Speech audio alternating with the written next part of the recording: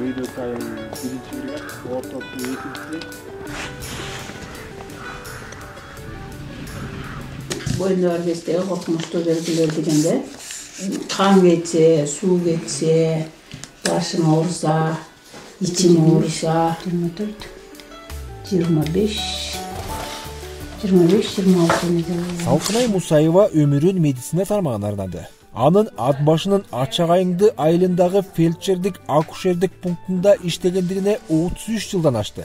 Жалпы эмгек стажысы 40 жылга чукул. Кесибине ушундай берилгендиктен ага көрүнүп келген бейтаптарына донор да болуп жүрөт. Ушул кезге чейин ал баш аягы 20дай кишиге кан берген. Гемоглобин жогору болуш керек. Сарык менен оорубашың керек. Жана жугуштуу оорулар менен оорубаш керек ал үчүн. Өзүңдүн ден соолугуң чың болуш керек да. Жугуштуу оорулар болбош керек. Ошон үчүн анан донор болобуз да. Менин каным группасы биринчи, анан жарай берет. Анализ деп өзүнүн эмесине жараша анализ кылып туруп анан ала беришет. Алышат, куйушат. Жараганчын алып жүрүшөт, жарабаса менин каным эмне кылат? Ошо башында билбептирбиз, ошо карточка аштырып алганды деле. Анан азыр тети 84-жылдан беркине мага эч ким казып жазып бербейт го. Эже убагында жаздырып алсаңыз болмок экен дейт, ал кездеги деле больницалар уже тарап кетти, бөлөк болуп кетти. Анан азыр ал табылыш кыйын болуп калды. Салкынай Мусаева акыркы жолу айылындагы жаңы төрөгөн аял кыйналып жатканда кан берген экен. Фельдшер мындай иши менен бейтаптарынын ыраазычылыгын алып, жасаган эмгеги эл үчүн деп билет.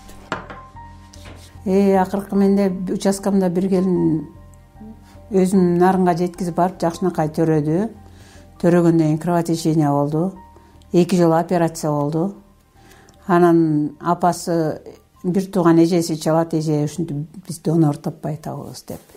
Анан донор таппай атсаңар мен берчү элем, берейин деп бир машина кишини апарды. Бир машина кишиден жалгыз эле өзүм берип анан келдим. Башкасын жаратпай коюшту да ошол.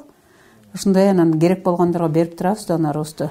Ден соолугуң болсо табылбай аткан мезгилде берип койгон бул жакшы эле нерсе деп ойлойм мен. Мусаева азыр 60-ты таяп калды. Бирок карадым деп үйүндө олтуруп алган жери жок. Бир жагынан айылдагы иш билги кадрлардын жетишсиздигинен, экинчи жагынан айылдаштарынын саламаттыгын ойлогон фельдшер азырда көчө кыдырып, бейтаптарынан кабар алып турат. Бул үйүндө милтеген итти бар эле аягында болду экен. Эшиктерин ачкычын ушундай билип алабыз.